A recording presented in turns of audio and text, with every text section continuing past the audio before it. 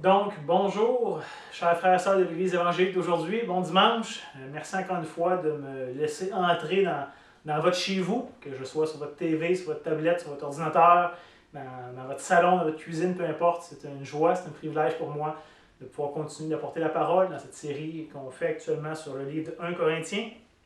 Et ce matin, je vous dis tout de suite, on va aborder un texte qui est obscur, qui est un peu étrange à première vue, et qui, à bien des égards, peut être un peu polémique ou un peu difficile aux premiers abords. Et j'aimerais dire, en commençant, que ce texte-là, ce matin, démontre, je dirais, l'avantage et l'inconvénient de faire ce qu'on appelle la prédication par exposition. C'est quoi la prédication par exposition? Essentiellement, c'est de prendre un livre de la Bible et de passer au travers toutes ses sections, tous les chapitres, tous les versets, et de prendre le temps d'exposer tout un livre au complet. Donc, c'est ce qu'on est en train de faire actuellement avec 1 Corinthien. C'est un avantage de faire ça, parce que d'un côté, ça nous permet de recevoir tout le conseil de Dieu. On n'est pas limité simplement à un livre de la Bible, ou juste au Nouveau Testament, ou juste à nos passages préférés, ou aux textes qu'on aime bien.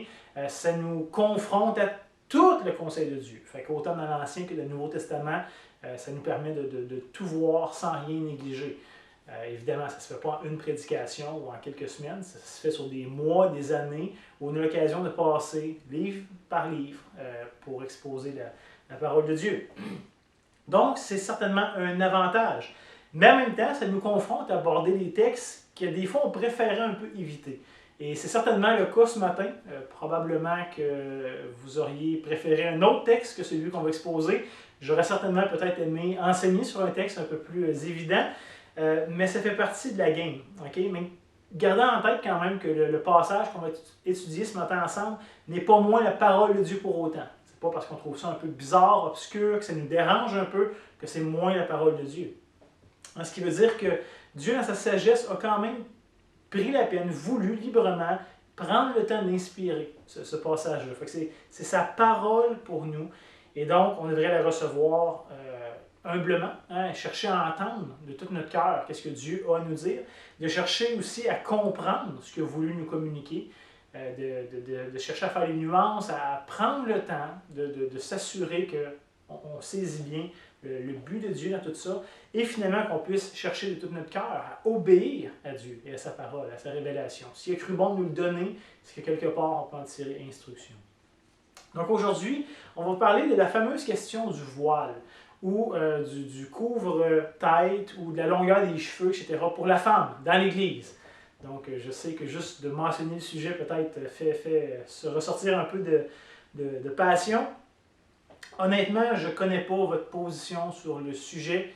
Je ne sais pas les expériences que vous avez pu avoir dans le passé. J'espère rien dire de gauche en rapport avec ça. Mais je sais par contre qu'il y a déjà eu beaucoup d'abus, d'exagération en rapport avec ça, dans certains mouvements, dans certaines églises, dans certaines dénominations.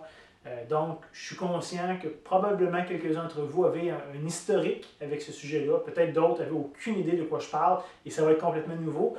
Donc, gardons ça en tête ce matin. On veut réfléchir à qu'est-ce que Dieu veut vraiment nous communiquer derrière ça. Et ce qui rend ce texte-là particulièrement difficile, c'est malheureusement qu'on peut tirer des conclusions trop hâtives, trop rapides sur le texte, sans prendre le temps de considérer certains aspects, de mettre en contexte, de faire les nuances. Et donc, c'est dangereux de sauter trop rapidement aux conclusions. Et malheureusement, plusieurs ont déjà fait ça.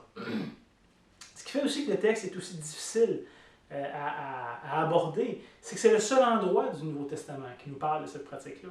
Si Jésus, mettons, l'avait enseigné dans les évangiles, puis Paul le redisait dans une autre église, ce serait beaucoup plus facile pour nous de prendre les différents enseignements sur un même sujet et de pouvoir réfléchir peut-être avec plusieurs angles. Ça nous donnerait un éventail plus large pour nos réflexions, mais ce n'est pas le cas, malheureusement. Ceci étant dit, plusieurs commentateurs se sont déjà penchés sur la question. On n'est pas les premiers à réfléchir là-dessus. Et d'un côté, il y a tous ceux qui vont aborder le texte et en prenant tout littéralement.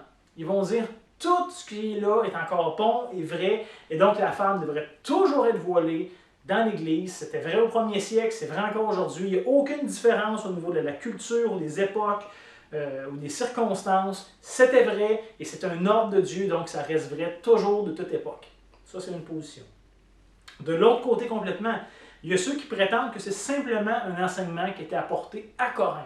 Donc, bien précisément, Paul n'en parle jamais nulle part ailleurs. C'était donc spécifique au contexte de Corinthe pour toutes sortes de raisons.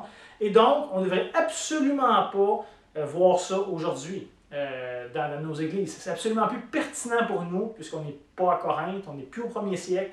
Donc, étant donné que c'était culturel ou spécifique, on peut maintenant faire complètement autre chose. Au mieux, peut-être on peut tirer un principe ou deux de ce passage-là, mais c'est absolument plus pertinent pour nous. Donc ça, c'est l'autre position. Vous comprendrez qu'ils sont vraiment opposés, ces deux positions-là. Et maintenant, il faut se demander, mais qui dit vrai? Et surtout, pourquoi? Hein? Est-ce que c'est un ordre divin? Est-ce que Dieu a commandé ça? Si oui, pourquoi? Quelles sont les évidences du texte qui nous montrent ça? Ou est-ce que c'est purement quelque chose de circonstanciel? Et si c'est vrai, bien, quels sont les éléments du texte qui pointent vers ça? Parce qu'on ne veut pas juste dire « Ah, ben ça, je suis d'accord avec ça, ça fait mon affaire, fait que ça, c'est un commandement de Dieu. Ça, j'aime pas ça, fait que ça, c'est juste culturel. » On passe à autre chose.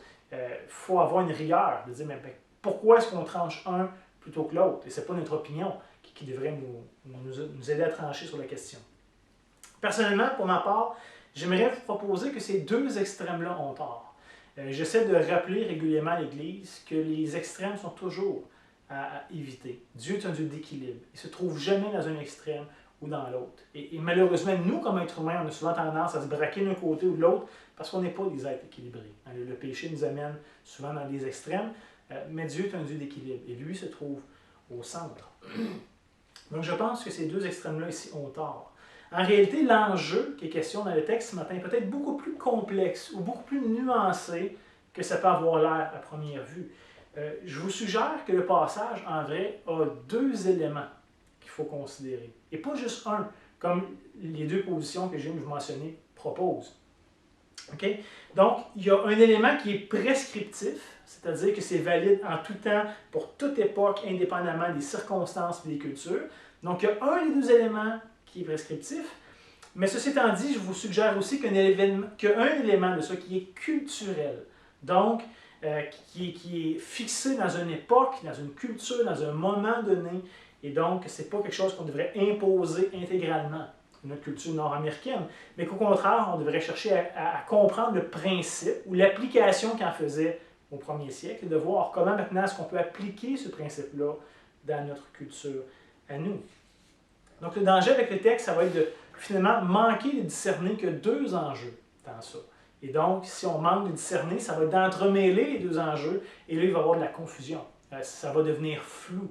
La chose qui est un commandement de Dieu peut inclure l'autre qui est culturel, et donc ce serait une erreur, ou de dire, attends, tout est culturel, et donc on manque le commandement ou la prescription que Dieu a pour ça. Donc, je pense que c'est ce que les deux premières positions que je vous proposais ce matin sont erronées, parce qu'il manque de distinguer les deux enjeux. Et je vais vous avouer, je me suis quand même pas mal cassé la tête cette semaine à savoir comment je l'ai amener cette prédication-là. Quelle forme je voulais lui donner, comment je voulais l'enligner. Et je suis venu à la conclusion que j'étais peut-être mieux de faire deux prédications différentes sur ce même sujet. Je voulais le faire initialement d'une frappe, mais je pense, après avoir réfléchi, que c'est plus sage, peut-être plus approprié de le faire en deux prédications, juste pour être sûr de justement pas mettre une confusion inutile entre ces deux éléments-là qui sont liés, mais qui sont différents. Donc, de vraiment pouvoir faire une séparation claire entre les deux. Donc, ce matin, je vais vous parler exclusivement de l'élément qui est transculturel, c'est-à-dire qui transcende les époques, qui transcende les cultures, les civilisations, les préférences, les circonstances, les époques, les mœurs. Donc, ce qui est vrai de tout temps. C'était vrai pour les Corinthiens, c'était vrai pour nous, c'était vrai pour les Juifs dans l'Ancien Testament. Ça va toujours être vrai tant qu'on va vivre dans cette création. C'est de ça que j'aimerais parler ce matin. Et la semaine prochaine, donc, on va pouvoir continuer de un peu construire notre réflexion et d'étudier le texte, mais en abordant l'élément qui est culturel maintenant. Donc, une fois qu'on va avoir vu le fondement éternel de ce que Dieu propose ici, on va pouvoir voir les nuances ou la manière d'incarner ça dans la culture. Fait que je pense que ça va aider à clarifier un peu le texte et les différents enjeux qui sont reliés à ce texte-là. Donc, j'espère que ça fait du sens pour vous. J'espère que c'est clair comment on s'enligne pour ce matin, pour les prochaines semaines. Et j'espère que vous allez m'accompagner dans cette réflexion-là qui, je pense, est assez intéressante lorsqu'on prend le temps de faire les bonnes distinctions et les bonnes nuances. Donc, sans plus tarder, lisons ce fameux passage qui se trouve dans 1 Corinthiens chapitre 11 et je vais vous faire la lecture des versets 2 à 16. Comme je disais, on va lire le texte au complet, mais je ne toucherai pas tous les versets ce matin. Je vais en toucher seulement quelques-uns. N'inquiétez-vous pas, ceux que je n'aurai pas touchés aujourd'hui, on va reprendre la semaine prochaine, puisqu'il parle d'un autre enjeu, d'un autre aspect. On va quand même prendre le temps de lire le texte au complet, et je vous en fais la lecture. Paul écrit: « Je vous loue de ce que vous vous souvenez de moi à tous égards, et de ce que vous retenez mes instructions telles que je vous les ai données. Je veux cependant que vous sachiez que Christ est le chef de tout homme, et que l'homme est le chef de la femme, et que Dieu est le chef de Christ. Tout homme qui prie ou qui prophétise la tête couverte déshonore son chef. Toute femme, au contraire, qui prie ou qui prophétise la tête non voilée déshonore son chef, comme s'il était rasé. Car si une femme n'est pas voilée, qu'elle coupe aussi ses cheveux. Or, s'il est honteux pour une femme d'avoir les cheveux coupés ou d'être rasée, eh bien qu'elle se voile. L'homme ne doit pas couvrir sa tête, puisqu'il est l'image de la gloire de Dieu, tandis que la femme est la gloire de l'homme. En effet, l'homme n'a pas été tiré de la femme, mais la femme a été tirée de l'homme. Et l'homme n'a pas été créé à cause de la femme, mais la femme a été créée à cause de l'homme. C'est pourquoi la femme, à cause des anges, doit avoir sur la tête une marque d'autorité dont elle dépend. Toutefois, dans le Seigneur, la femme n'est point sans l'homme, ni l'homme sans la femme. Car de même que la femme a été tirée de l'homme, de même l'homme existe par la femme, et tout vient de Dieu. Jugez en vous-même, est-il convenable qu'une femme prie sans être voilée? La nature elle-même ne vous enseigne-t-elle pas que c'est une honte pour l'homme de porter de longs cheveux, mais que c'est une gloire pour la femme d'en porter, parce que la chevelure lui était donnée comme un voile? Si quelqu'un se plaît à contester, nous n'avons pas cette habitude, non plus dans les églises de Dieu. Donc, c'est la parole de Dieu pour nous ce matin. Et à première vue, ici, le passage de 1 Corinthiens 11 semble du moins, parler premièrement du sujet des cheveux, du voile, etc. Il semble que c'est vraiment le sujet que Paul veut adresser. Mais j'aimerais vous proposer en réalité que le texte de ce matin nous parle premièrement du principe d'autorité et de soumission. C'est de ça, premièrement, que ça parle. C'est le cœur du texte de parler de la complémentarité entre les hommes et les femmes, entre le rôle de l'homme et le rôle de la femme, entre le genre masculin et le genre féminin. Qu'est-ce qui unit ça? Qu'est-ce qui est pareil et qu'est-ce qui est différent? C'est le but principal ce matin de ce texte-là. Et c'est exactement ça que je pense, et le principe ici qui est transculturel. Ça ne change pas d'une société à l'autre, d'une époque à l'autre. Dieu a créé l'homme d'une certaine façon, Dieu a créé la femme d'une certaine façon, et on va rester comme ça jusqu'à temps que Christ revienne et qu'on a enfin des corps qui vont être glorifiés. Mais tant qu'on est dans ce monde, dans cette création, l'homme ne change pas, la femme ne change pas, le but de Dieu pour l'homme, pour la femme ne change pas, c'est quelque chose qui demeure.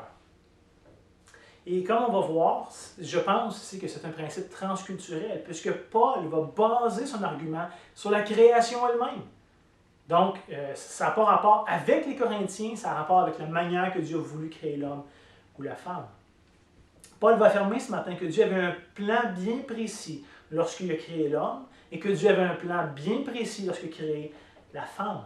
Donc, je ne pense pas qu'on puisse simplement régler la question facilement en disant « bof, ça c'est uniquement quelque chose de circonstanciel pour les Corinthiens, donc on flanque tout ça, c'est plus applicable pour nous aujourd'hui. » Je pense que ce serait une erreur d'en arriver à ces conclusions-là. Puisque, comme je vous rappelle, Paul ici base son argument sur un fait établi, sur la création.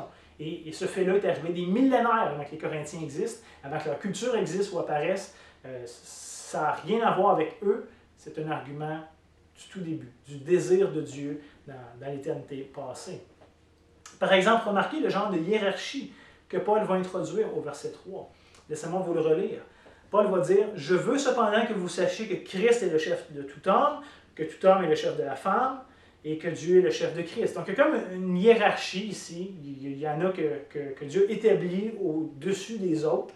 Donc, on pourrait peut-être penser, mais puisque l'homme est le chef de la femme, Donc, ça voudrait dire que l'homme est plus important ou plus digne que la femme. Hein? Et malheureusement, trop d'hommes pensent comme ça. Et on voit dans l'histoire, il y a déjà eu des courants, des cultures qui pensaient que l'homme avait plus de valeur, plus d'importance que la femme. Alors qu'en réalité, c'est de tordre la pensée de Dieu. C'était pas ça le désir de Dieu en créant l'homme et la femme, mais pas du tout.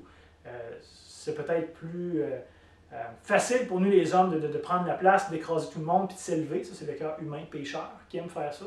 Mais ça n'avait rien à voir avec le désir de Dieu. Au contraire, ce que la Bible enseigne, c'est qu'aux yeux de Dieu, on est tous égaux, qu'on a la même valeur fondamentale à ses yeux. On a la même importance, la même dignité, la même valeur. Il n'y a aucune différence entre l'homme et la femme. Après tout, je vous rappelle que l'homme et la femme, les deux, sont créés à l'image de Dieu. Vous vous rappelez en Genèse 1,27, Dieu créa l'homme à son image, il le créa à l'image de Dieu, il les créa hommes et femmes à l'image de Dieu. Donc, c'est un concept qui est important à comprendre. Dieu a donc créé l'homme et la femme égaux en termes de valeur, en termes de dignité, mais il les a quand même créés différents. Il a créé deux sexes différents, une même espèce, mais deux genres. Et c'est évident que l'homme et la femme, ne serait-ce que biologiquement parlant, ne sont pas pareils. Il y a des distinctives qui sont évidentes. Donc, Dieu a créé deux genres différents d'une même espèce, mais qui étaient complémentaires. On peut voir évidemment la complémentarité au niveau physique. Hein, dans l'union sexuelle, on voit qu'un était fait pour l'autre, mais ça dépasse juste l'aspect physique ou sexuel de la chose. Ça va beaucoup plus loin que ça. En termes pratiques, ça veut dire que l'homme n'est pas complet en lui-même, mais qu'il a besoin de la femme. Hein, je vous rappelle que Dieu, après avoir créé une création extraordinaire, bonne, et que tout était très bon, il va quand même dire qu'il n'est pas bon que l'homme soit seul. Pas parce que l'homme est mauvais en tant que tel, pas parce qu'il y a un manque dans la création, mais parce que Dieu voulait créer l'homme et la femme comme quelque chose qui allait venir complémenter un et l'autre. De la même manière, si la femme n'est pas complète en elle-même, mais elle a besoin de l'homme. Donc, on n'a pas été créé individuellement en solo, en silo, c'est-à-dire, on a été créé pour quelque chose de plus grand, pour une union plus grande, une complémentarité plus grande. Il y a aussi un principe de réciprocité qui est à la base même de la création, à la base même du plan de Dieu pour l'humanité. Et la création, le reste des Écritures, va nous exposer comment est-ce que Dieu donne à l'homme un rôle précis. Hein, on est égaux en termes de valeur, de dignité, mais deux genres différents, deux attentes différentes, deux rôles différents qu'on est appelé à être complémentaires. Donc, les Écritures nous expliquent c'est quoi le rôle précis que Dieu donne à l'homme. Et comment, de la même manière, Dieu vient donner un rôle aussi précis à la femme. L'homme n'est pas la femme n'est pas l'homme. Le rôle de l'homme n'est pas donné à la femme et vice-versa. Il y a quelque chose de précis que Dieu fait ici. Donc, je vous rappelle que ce n'est pas nous qui sommes libres de définir nos rôles. Aujourd'hui, on aime ça se réinventer, se redécouvrir, etc. dans notre société, mais on n'est pas libre de faire ça.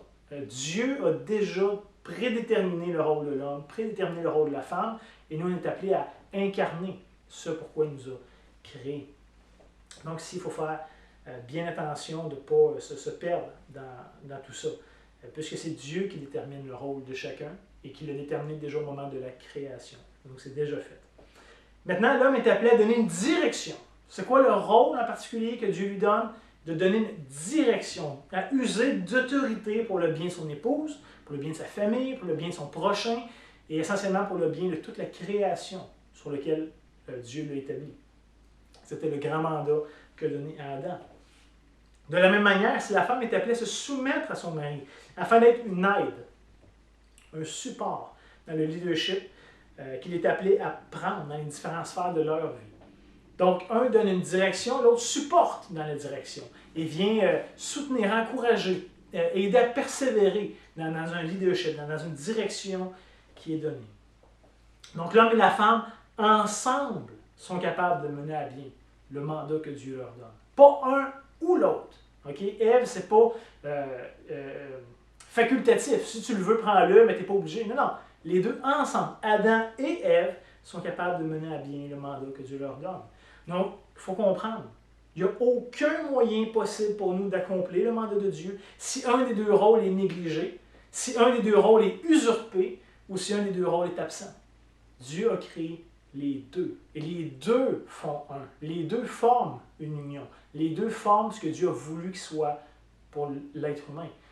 Pas juste un ou l'autre. Ce n'est pas une question de lequel est le plus important, c'est les deux, ensemble. Plusieurs passages des Écritures, par exemple, nous disent que Dieu est honoré lorsque chacun des partenaires égaux sont capables de se voir comme des vis-à-vis. Hein? Égaux en dignité, en valeur. Mais lorsque chacun accepte de remplir pleinement son rôle, qui est différent d'un à l'autre. Malheureusement, comme vous savez, aujourd'hui, il y a une très forte pression dans notre société de détruire toutes les distinctions possibles de rôle ou de genre entre l'homme et la femme. Il y a beaucoup de revendications. On est égal partout dans tout. Il n'y a pas de rôle différent, il n'y a pas de genre différent. On est juste un être humain, puis les êtres humains sont tous égaux, puis il n'y a rien d'autre qu'il faut qu'ils soient considérés. On est tous pareils, puis donc on devrait tous avoir les mêmes droits, les mêmes choses, les mêmes privilèges, les mêmes responsabilités, etc., etc. Donc on brise toutes les distinctions possibles entre l'homme et la femme. Il y a actuellement en Occident un rejet catégorique des valeurs bibliques, des valeurs judéo-chrétiennes. Et on voit clairement qu'il y a un agenda ici de les faire disparaître, de les détruire complètement dans la société. Qui est juste un grand flou qui existe, puis il y a juste l'être humain. Il n'y a plus d'hommes, il n'y a plus de femmes, il n'y a même plus de genre, il y a juste l'être humain. Point. C'est tout. Et on voit une grande pression. Et malheureusement, et ça je dirais que c'est encore pire que ce qu'on voit dans notre société, c'est de voir que beaucoup trop de chrétiens essaient de se rendre acceptables à cette société-là par tous les moyens possibles. Et donc, si la société dit que c'est ça maintenant qui est la nouvelle norme, les chrétiens sont prêts à sacrifier certaines des choses que Dieu affirme pour finalement plaire à la société ou pour éviter d'être dans le trouble, dans l'eau chaude. Donc, plusieurs chrétiens vont essayer d'effacer aussi les différences hommes-femmes. Ils vont même essayer de le justifier bibliquement, en utilisant par exemple un texte comme Galates 3,28, où Paul va dire « Il n'y a plus ni juif, ni grec, ni esclave, ni libre. Il n'y a plus ni homme, ni femme, car vous êtes tous un en Jésus-Christ. » Donc on se dit, voilà, maintenant, depuis que Jésus est venu, il n'y a plus d'hommes, plus de femmes, il n'y a plus de distinction, il n'y a plus rien. Tout est égal, tout est pareil.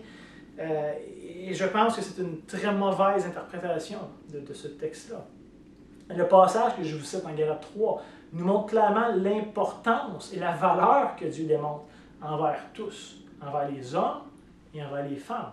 Pas envers un sexe plutôt qu'un autre, ou une race plutôt qu'un autre, hein, pas plus envers les Grecs que les Juifs. Maintenant, l'Évangile est pour tous, indépendamment de qui vous êtes, d'où vous êtes, de quelle langue vous parlez, etc. Il n'y a plus de distinction dans ce sens-là.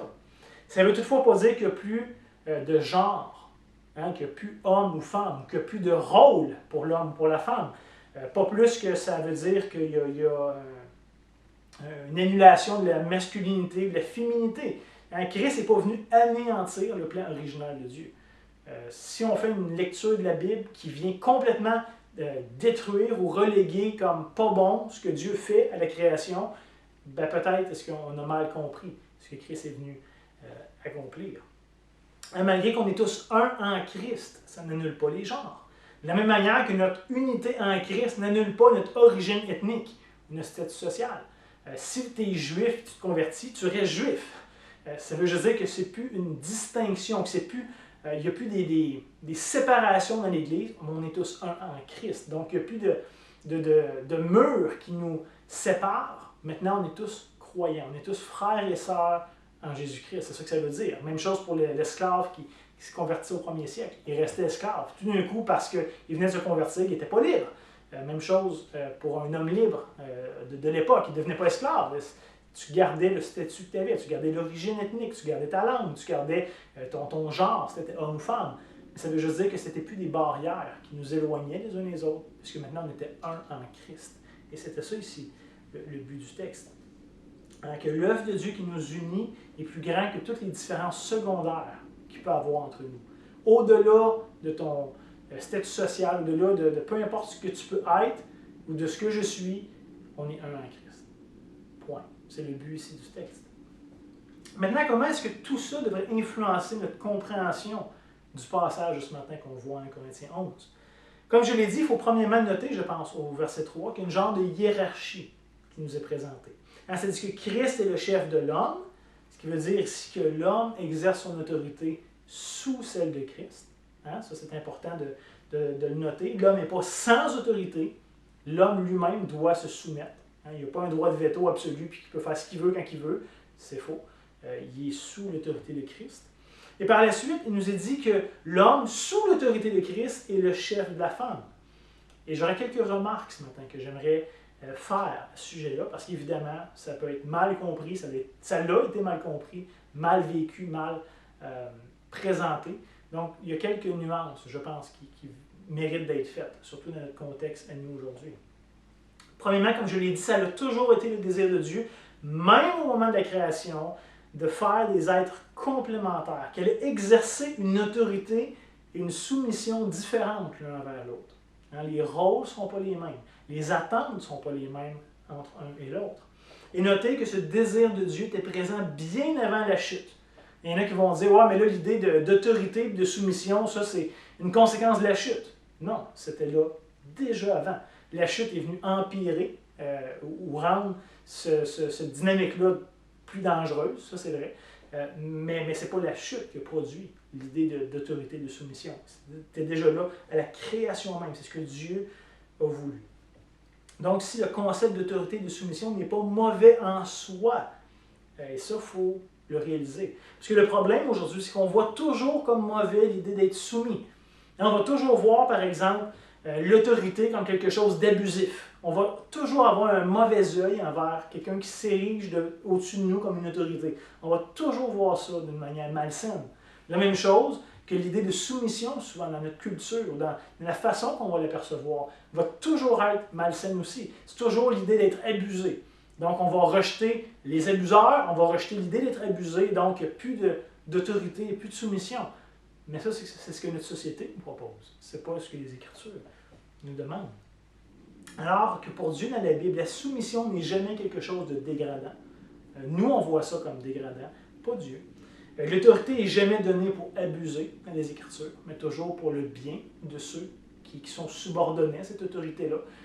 Donc, comme je vous dis, notre société ou notre perception peut être mauvaise, mais c'est nous, peut-être, qui avons besoin d'adopter une nouvelle définition, une nouvelle perception, et pas la chose en tant que telle. Alors, bien évidemment, il peut y avoir de l'abus. Et toute forme d'abus est mauvaise, est condamnée par les Écritures. Mais il faut faire attention, parce que je pense que c'est très dangereux de croire que nos préférences culturelles, ou que nos lunettes à nous, comme lecteurs nord-américains en 2020, que ça c'est meilleur ou plus juste comme mesure des choses, plutôt que de croire ce que Dieu dit des choses. Il faut faire attention qu'on n'élève pas nos préférences, nos opinions, ou nos conceptions, ou peu importe, au-dessus de ce que Dieu dit. Dieu est la norme, Dieu est le juge.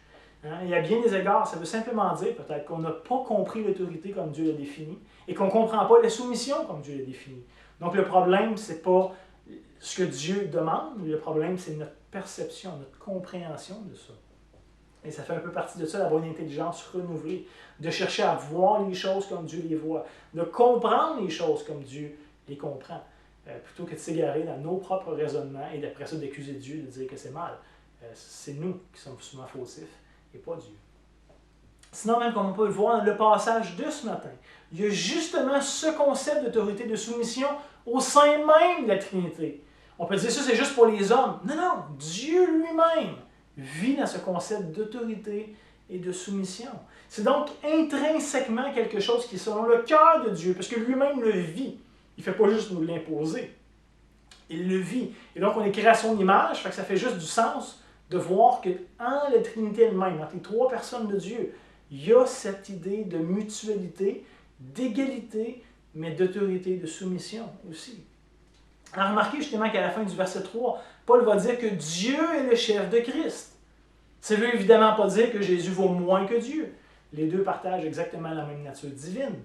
C'est donc pas que le Père est supérieur au Fils ou qu'il est meilleur que le Fils. Ça n'a rien à voir. Ils sont parfaitement égaux en termes de valeur, en termes d'importance, en termes d'adoration, en termes de divinité, en termes de quoi que ce soit. Ils sont absolument égaux.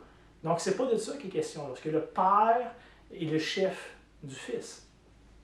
Ce qui les distingue ici, c'est le rôle que chacun a choisi de prendre au sein de la Trinité. Hein, au cœur même de la Trinité, de cette relation entre Dieu, entre les trois personnes de Dieu, il y a ici cette unité dans la diversité. Tous n'ont pas les mêmes rôles. Le Fils n'avait pas le rôle du Père et le Père n'avait pas le rôle du Saint-Esprit et vice-versa, malgré qu'ils étaient tous égaux. Mais pas qu'ils étaient, qu'ils sont tous égaux. Ils ont des rôles différents. Et certains sont subordonnés à d'autres dans la Trinité et ce n'est pas vu comme étant quelque chose de mauvais, voyez-vous. Et ça, c'est important qu'on le réalise. Donc, je vous encourage à garder ça précieusement en tête, puisque ça va nous aider à comprendre le concept d'autorité et de soumission envers les êtres égaux. Okay? L'homme n'est pas le chef de la femme, ce qui est meilleur, comme on l'a dit tantôt. Les deux sont égaux en termes de valeur, en termes d'importance, en termes de capacité, en termes de... C'est pas ça le point. Mais entre des êtres égaux, il peut quand même avoir un concept d'autorité, de soumission, comme on voit dans la Sainte Trinité. Donc Dieu, finalement, est encore une fois le modèle pour nous, sur lequel on devrait baser notre compréhension et notre expérience de ce sujet-là particulier. Donc voyez-vous ici, comme j'ai dit, l'idée que l'homme soit le chef de la femme n'est pas dégradant en soi. Pas plus que le Père soit le chef du Fils soit dégradant. Jésus ne se plaint pas de ça. Le Père n'est pas en train d'abuser le Fils, peu importe. Ce n'est pas ça le point. Mais au contraire, c'est quelque chose qui est cohérent avec la manière même que Dieu a voulu nous créer. C'est inhérent à la nature humaine que l'homme et la femme, dans un aspect complémentaire, il y ait une autorité et quelqu'un qui suit cette autorité-là, cette soumission-là. C'est au cœur même ici de la création. Donc lorsque Paul affirme que l'homme est établi comme chef sur la femme, comme on le dit, ce n'est pas parce qu'il est meilleur ou supérieur. Hein, rappelez-vous toujours, les deux sont égaux en termes de valeur, de dignité, de tout ça. Ce n'est pas le point. C'est donc vraiment important de comprendre qu'il y a une énorme différence entre la qualité d'une personne et son rang. Prenez par exemple un soldat et un général dans l'armée. Ça se peut que le soldat soit beaucoup plus courageux que le général.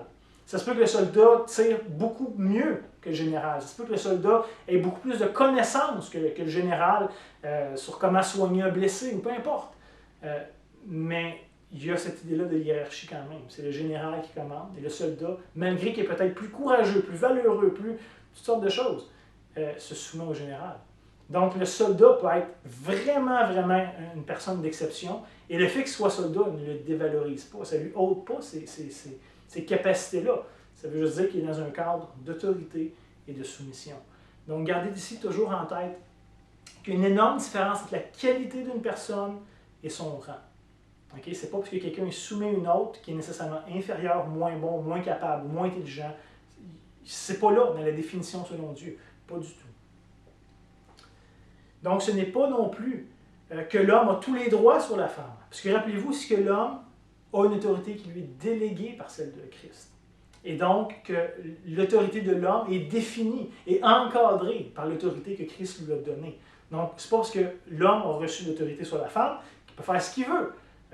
C'est clair, le barème de cette autorité-là, et on n'est pas libre d'en sortir ou de dépasser, bien évidemment. Sinon, la deuxième chose que j'aimerais souligner ce matin, rapport avec le verset 3, c'est que les hommes, en général, ne sont pas les chefs des femmes en général. Okay? Ça, peut-être, vous allez me dire, c'est évident, mais je pensais que c'était bien de le mentionner. Puisqu'il dit, l'homme est le chef de la femme, mais c'est pas moi en tant qu'homme qui est le chef de toutes les femmes, n'importe quel autre homme qui est le chef de toutes les femmes. C'est pas ça le point. Dans le contexte, Paul parle ici des couples. Ça a déjà été introduit au chapitre 7, en détail, on a fait le tour.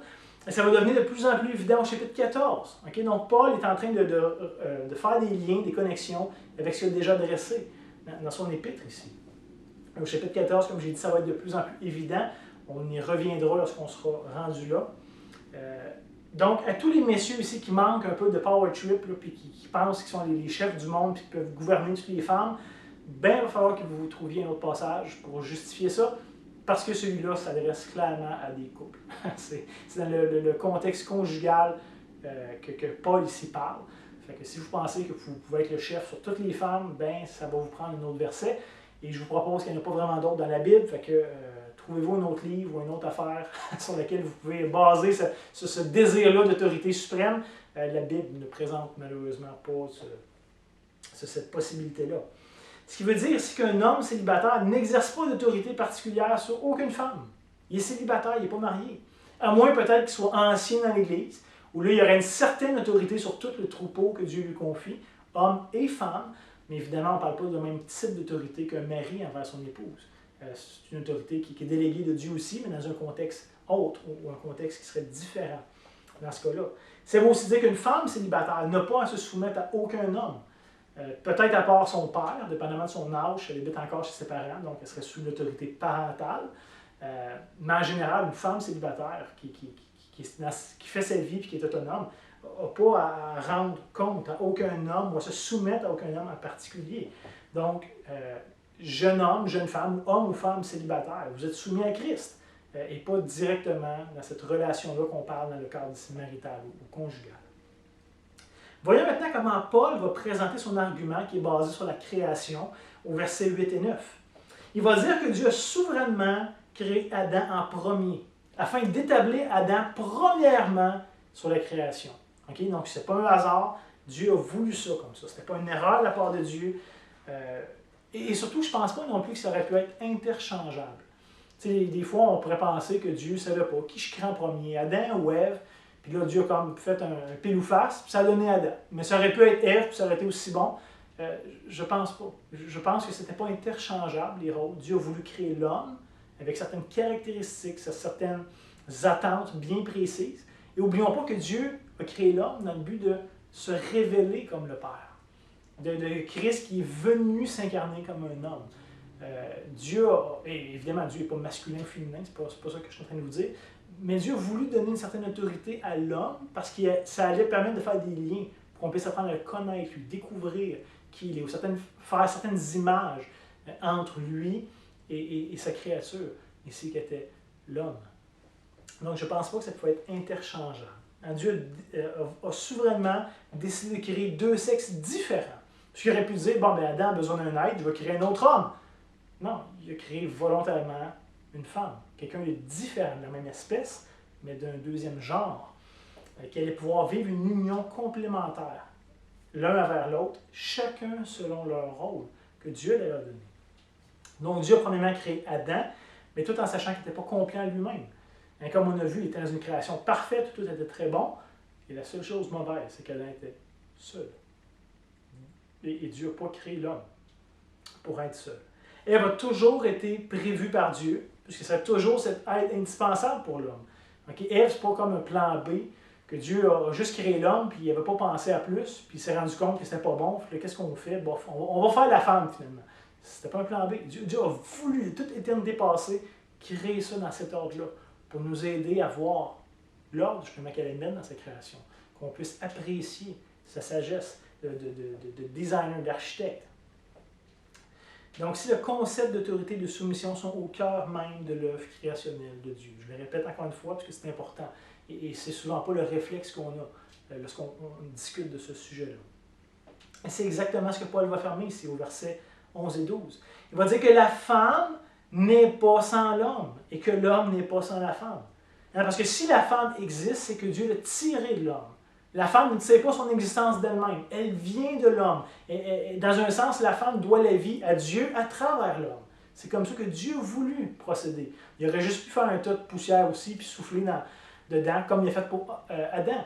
Mais non, il a voulu prendre déjà quelque chose d'existant, Adam, et créer la femme. Et pour montrer le lien qui est unir, je pense, les deux. Parce qu'Adam n'a pas été créé comme ça, évidemment. Il a juste eu un tas de poussière qui a été soufflé de la vie, et il est devenu vivant. Mais la femme vient de l'homme, est tirée de l'homme. Donc, voyez-vous ici, il y a ce concept-là de mutualité, d'interdépendance. Et si tous les hommes existent, Paul va dire, toujours dans le même verset, c'est parce qu'il est né d'une femme. Donc, la femme vient de l'homme, mais l'homme vient de la femme. Fait que, voyez-vous encore une fois cette idée de complémentarité qui est très forte. Cette mutualité, cette interdépendance entre l'homme et la femme depuis la création qui se poursuit maintenant jusqu'à aujourd'hui. Et comme Paul le dit au verset 12, à la fin, il va dire « Et tout vient de Dieu ». C'est important de ne pas oublier Dieu dans cette équation-là, lorsqu'on regarde à la création, parce que tout vient de Dieu. C'est-à-dire qu'on est tous soumis à Dieu, qu'on est tous inférieurs à Dieu, hommes et femmes, malgré notre rôle différent, mais par notre espèce, par notre nature, nous sommes soumis nous-mêmes à Dieu. C'est de lui qu'on va ultimement rendre des comptes du rôle qu'il nous a donné par notre naissance. C'est à lui qui est digne de toute notre adoration, notre louange, notre amour, notre respect, notre soumission. Donc maintenant, ayant dit tout ça, puis ayant vu le rôle que Dieu donne à l'homme et à la femme depuis la création, comment est-ce qu'on rend ça de manière très pratique ce matin, avec le texte ici que Paul nous donne? Je pense qu'il faut premièrement réaliser que le concept d'autorité de soumission vient de Dieu. Si ce n'était pas déjà acquis pour vous, ben j'espère que c'est plus évident maintenant. Le concept de soumission ou d'autorité n'est pas une construction sociale, comme la société nous le dit. De dire que c'est les hommes qui ont inventé ça, puis parce que ça fait déjà des centaines d'années que c'est comme ça, on pense que c'est naturel, mais finalement, on aurait pu inventer autre chose, puis ça aurait été aussi bon. C'est faux. Ce n'est pas une construction sociale. Et ce n'est pas non plus à cause du péché, comme on l'a vu tantôt. Mais c'est la volonté même de Dieu, depuis le commencement. Et j'oserais même dire, avant même la création du monde. Dieu a toujours voulu créer ça, comme ça.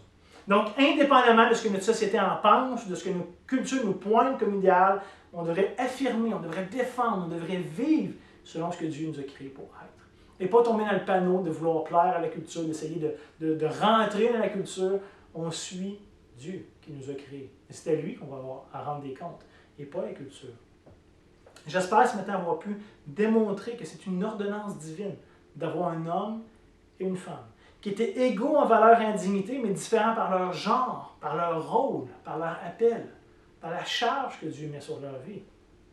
Bien entendu, on est appelé à se faire tout à tous. Dans la culture, on est appelé à élever le moins de barrières possible pour pouvoir entrer en contact avec nos contemporains, pour pouvoir présenter l'Évangile, pour les pointer vers Dieu. On a vu au verset 9 que Paul se faisait tout à tous, avec les Juifs comme un Juif, avec un païen comme un païen, et il voulait être en scandale à personne, afin d'en sauver le plus grand nombre, il nous disait. Fait que ça, c'est vrai. Mais par contre, je pense ici que l'idée de complémentarité fait partie quelque part du scandale de l'Évangile dans notre société. Il y a d'autres sociétés pour qui ce n'est pas scandaleux du tout, ça fait partie de leur mœurs, c'est très culturellement acceptable pour eux, pas pour nous. Je pense quelque part que ça fait partie du scandale de l'Évangile pour notre société. Et donc, on ne devrait pas chercher à capituler sur ce point-là.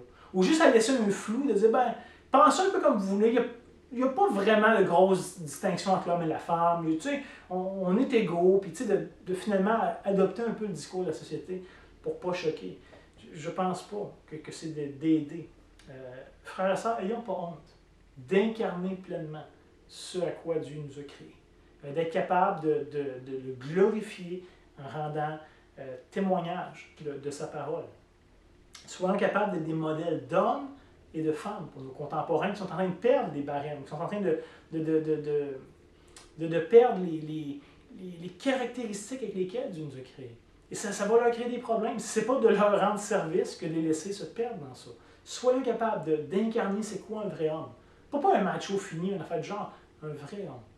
Un vrai leader, quelqu'un qui sait se sacrifier pour le bien des autres. Et soyons capables d'incarner c'est quoi une vraie femme, qui est vraiment une aide, quelqu'un d'encourageant, quelqu'un qui vient supporter, qui prend la charge avec l'homme. Soyons capables de montrer ça, et je pense que c'est à la gloire de Dieu. Ceci étant dit, je pense qu'une deuxième chose qu'on devrait se demander ce matin, c'est quel rôle Dieu m'a donné à moi au moment de ma naissance, de ce qu'il a voulu que je sois à ma création, au moment de ma conception, que je sois un homme ou une femme. Qu'est-ce que Dieu me demande à moi maintenant? Quelles sont les attentes de mon Créateur envers moi? Sur quel standard est-ce que je vais être évalué par lui un jour et que je vais avoir à rendre des comptes? Comme on l'a vu, l'homme et la femme sont appelés à se soumettre à Christ. Mais l'homme a un rôle qui lui est propre et qui ne devrait pas être usurpé par la femme. Et la femme a un rôle qui lui est propre et qui ne devrait pas être discarté par l'homme. Donc, soyons capables d'incarner pleinement ce qu'on a été créé. Pas je dis, mais moi, j'aurais mieux aimé être créé comme lui ou comme elle. Non, il nous a donné un rôle, il nous a donné un genre, et cherchons à être fidèles avec ce que Dieu nous donne. Si vous êtes un homme ce matin, vous êtes appelé à être un leader, à être un dirigeant, à être un chef, pour reprendre ici les mots de l'apôtre Paul. Vous êtes appelé à ça dans votre famille, dans votre église locale, peut-être dans votre travail, dans la société en général. Vous êtes appelé à donner une direction, à être prêt à incarner cet idéal-là. Dieu vous donne, les hommes, le mandat de pouvoir diriger, de pouvoir pourvoir, de pouvoir protéger les gens qui vous confient. C'est au cœur même ici de la masculinité. de voir ces attributs-là. Vous êtes appelé à être un exemple pour vos proches, à vous battre pour ce qui est juste. Hein, des fois, on pense que l'homme, faut qu'il soit doux et qu'il ne se batte pas. Non, on est appelé à être capable de se battre pour ce qui est juste. Pas de taper sur tout le monde, mais être capable de revendiquer, être capable d'être un défenseur de ce qui est bien, de ce qui est vrai, de ce qui est juste. Et on est appelé à assumer notre masculinité, à trouver, à donner, c'est-à-dire une direction à notre foyer. Une direction matérielle, parce qu'on pourvoit, mais une direction spirituelle aussi. On veut pourvoir pour l'âme de nos épouses, notre propre âme, l'âme de nos enfants. Messieurs, ce matin, sans vouloir être dur avec vous, il y a quand même un dur constat, des fois, qu'on peut faire dans notre société. Et il faut quand même reconnaître que plusieurs hommes, aujourd'hui, ne savent pas trop c'est quoi la place qui leur revient. Soit c'est trop extrême, ou soit c'est pas assez. Comme je dis, l'équilibre est difficile à atteindre. Et on le voit, encore une fois, dans notre société, il y a un manque au niveau de la masculinité, d'être un homme et d'incarner son rôle d'homme. C'est très peu présent, très peu encouragé même, j'oserais dire. Vous savez, hein, on voit autour de nous, dans les médias, on se fait constamment casser les oreilles avec l'idée que la masculinité, c'est toxique, que c'est pas bon, que c'est fondamentalement mauvais, que vous êtes un homme puis vous êtes méchant, vous êtes un abuseur parce que vous êtes un homme, puis vous n'êtes pas gentil, puis vous n'êtes pas bon, puis soit vous devenez une femme, ou soit vous vous excusez d'être ce que vous êtes, ou soit vous disparaissez. C'est un peu ça que les médias n'arrêtent pas de nous présenter sans cesse. Au contraire, je vous encourage à prendre l'autorité que Dieu vous délègue, que Dieu vous donne, afin d'être des hommes, afin d'être des maris, afin d'être des pères, des leaders chrétiens que Dieu vous appelle à être. Paul va terminer même sa lettre aux Corinthiens au chapitre 16, au verset 13, en disant, et c'est à des hommes ici qui parlent explicitement, il va dire, veillez, demeurez fermes dans la foi, soyez des hommes, fortifiez-vous. C'est à ça qu'on est appelé.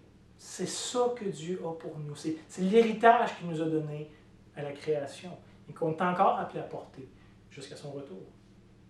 Mais la réalité, messieurs, si on est honnête avec nous-mêmes, c'est qu'on n'est pas toujours à la hauteur de l'appel que Dieu nous fait, que Dieu met sur nos vies. Malheureusement, on est plus souvent des maris distants, des pères absents ou des leaders invisibles. On gère notre garage et nos outils, puis des fois, c'est pas mal tout ce qu'on gère dans la vie. Et c'est triste. C'est pas ça, d'être un homme. Et pour toutes sortes de raisons, on n'ose pas toujours prendre notre place. Comme mari, comme père, comme leader dans le monde, dans l'Église. Et pour un homme à l'autre, ce ne sont pas les mêmes raisons. Mais pour toutes ces raisons-là, quand même, le constat qu'on devrait faire, c'est qu'on n'est pas toujours en train de prendre notre place. Et malheureusement, vous le savez, hein, nos couples en souffrent.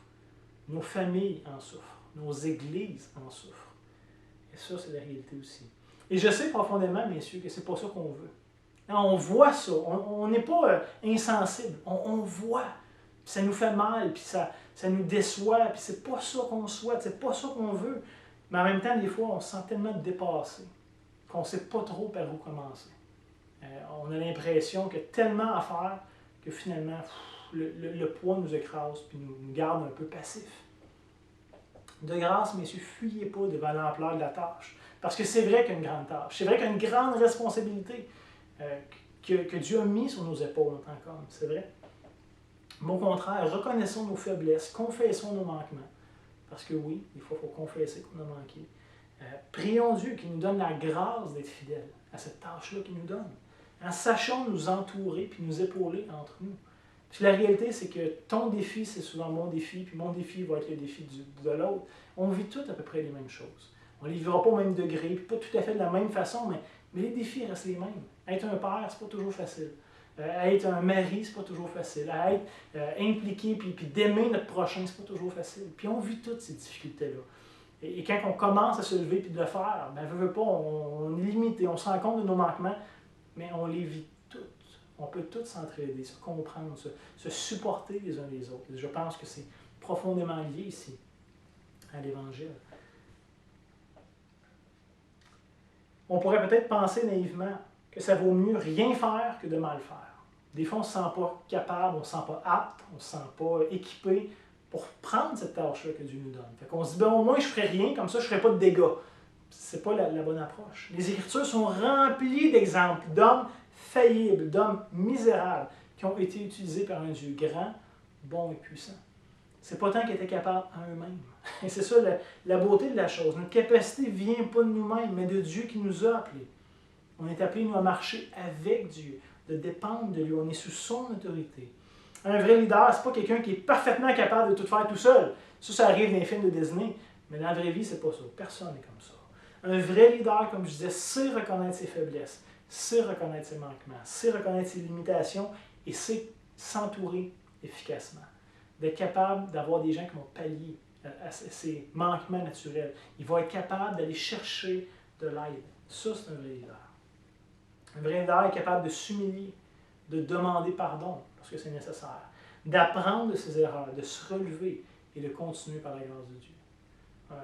Un homme a cette capacité-là de résilience, de persévérer même s'il n'est plus là, même si l'épreuve est trop grande, même si son cœur est décroché, même si on va avancer quand même. Souvent, Dieu nous donne cette résilience-là. Personnellement, moi, je rêve de voir des hommes, tous les hommes, dans notre Église, dans les églises au Québec, les jeunes, les vieux, puis tout ce qu'entre les deux, se lever et d'être prêts à relever le défi qui est devant eux, d'être prêts à incarner cette masculinité, cette autorité que Dieu nous donne.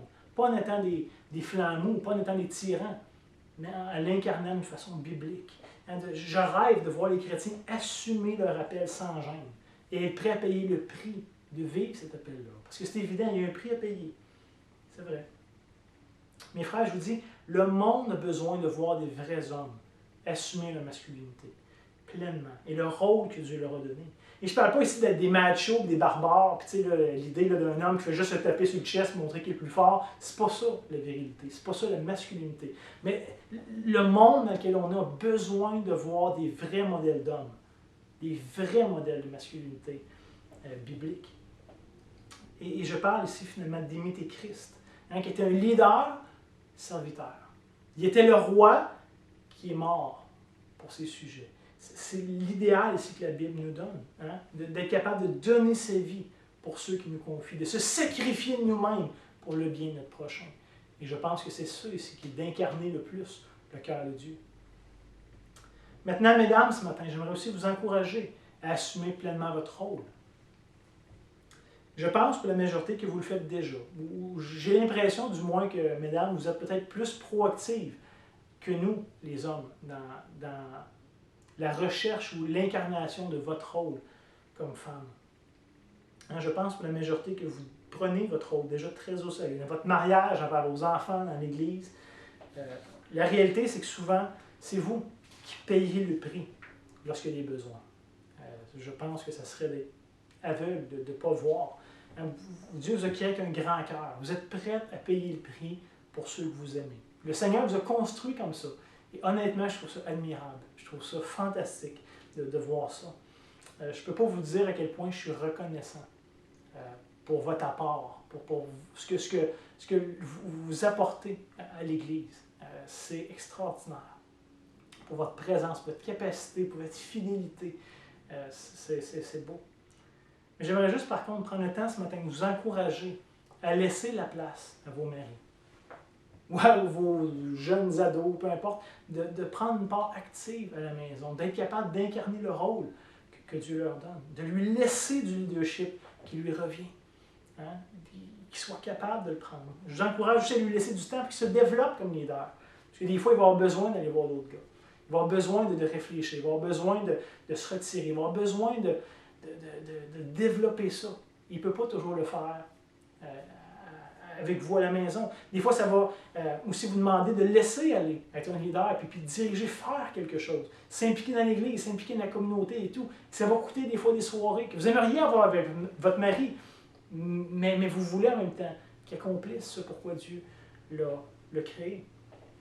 Et je comprends que, mesdames, vous voyez souvent tous les besoins qui ne sont pas remplis. Et ça vous achale. Et par la force des choses, eh bien, vous prenez sur vous de le faire. Et quelque part, c'est bon, parce que vous avez ce cœur de mère, on dirait, qui est capable de prendre, qui voulait vous assurer qu'il n'y a rien qui va manquer à personne. Et comme je dis, c'est vraiment bon. Mais quand même, je vous encourage à user de patience envers nous, les hommes, envers votre mari, envers vos jeunes adultes, mâles à la maison. Je vous encourage d'être cette influence positive qui les aide à prendre la place que Dieu leur a donnée. Vous êtes des aides tellement précieuses, mesdames, tellement précieuses. Ne vous découragez pas des fois de notre manque de leadership, de notre manque de prendre nos responsabilités, parce que des fois ça arrive, c'est vrai. Mais au contraire, continuez de nous supporter, de nous encourager, de nous pousser à le faire, au lieu de prendre ce rôle-là. Je sais que des fois, c'est plus facile de faire la chose à la place d'une personne que de l'aider à le faire. Je suis confronté à ça régulièrement, c'est vrai. Mais honorez le rôle que Dieu donne à votre mari ou à vos jeunes hommes qui sont en devenir des maris et encouragez-les dans ce rôle-là. C'est tellement important. Vous avez un rôle clé à jouer dans tout ça. Frères et sœurs, en terminant, ne perdons pas de vue que Dieu a voulu que ce soit un travail d'équipe. Pas juste à cause de la chute, au commencement, avant même, il a voulu que ce soit un travail d'équipe. Nous sommes égaux, mais différents. Soyons capables de célébrer ce qui nous unit, ce qui nous rend pareil, et soyons capables de célébrer les différences que Dieu a mis entre nous. Aucun rôle n'est plus important que l'autre. Les deux se doivent d'être présents pour incarner pleinement cette complémentarité à laquelle Dieu nous appelle, qui est tellement précieuse à ses yeux. Dieu trouve ça bon lorsque l'homme est un homme et que la femme est une femme, et qu'ils sont capables de le faire à la gloire de Dieu, un reflet de qui est Dieu. Donc c'est tout un défi, mais en même temps toute une grâce qu'on a de pouvoir vivre à la hauteur de cet appel-là que Dieu a mis sur nos vies. Donc je vous invite à considérer, à réfléchir, à voir comment vous pouvez aller plus loin selon ce que Dieu vous demande de vous. Prions ensemble. Seigneur, merci encore une fois pour ta parole qui nous éclaire, qui nous aide à ne pas justement se conformer à des cultures passagères ou à des modes passagères ou à des choses qui changent, Seigneur, à des choses qui sont circonstancielles, mais nous ramener à ce qui est essentiel, à ce qui est vrai, à ce pourquoi tu nous as créés. Seigneur, je te rends grâce pour les hommes, je te rends grâce pour les femmes. On voit toute ta sagesse, toute ta bonté à travers ça. Et Seigneur, aide-nous à incarner pleinement ce rôle, ce genre que tu nous as donné. Qui sont bons, Seigneur. On reconnaît par contre qu'avec la chute, c'est plus difficile maintenant de pouvoir le faire. Même une des conséquences, tu dis que la femme maintenant va vouloir dominer sur l'homme, mais l'homme va dominer sur la femme. Et on voit toute cette tension, cette dynamique qui est plus difficile maintenant depuis la chute. Mais aide-nous, je t'en prie, malgré notre chair qui est faible, à te suivre, Seigneur Jésus, à incarner ton cœur à toi, qui était ce leader par excellence, mais qui ne nous a rien imposé. Au contraire, tu es venu prendre notre place, mourir à notre place. Tu es venu nous aimer, nous servir jusqu'à l'extrême. Et en même temps, Seigneur, tu es celui qui continue de nous soutenir, de nous encourager, de nous supporter dans nos faiblesses. Seigneur, on voit ces deux rôles que tu incarnes tellement bien. Seigneur Dieu, même au sein de votre propre Trinité, de voir cette autorité, cette soumission d'une façon parfaitement incarnée, Seigneur. C'est tellement inspirant, c'est tellement bon, tellement beau.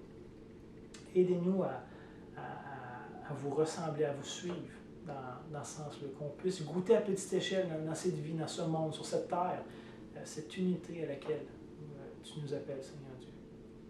Donc, aide chaque homme de cette Église, chaque femme de cette Église, chaque enfant qui grandit, qui vont être un jour des hommes et des femmes, et qu'on puisse être selon ce que tu as voulu qu'on soit, et que tu puisses tirer gloire de ça, Seigneur. On te le demande, en Jésus. Amen. Donc, passez une bonne semaine, et que le Seigneur vous garde.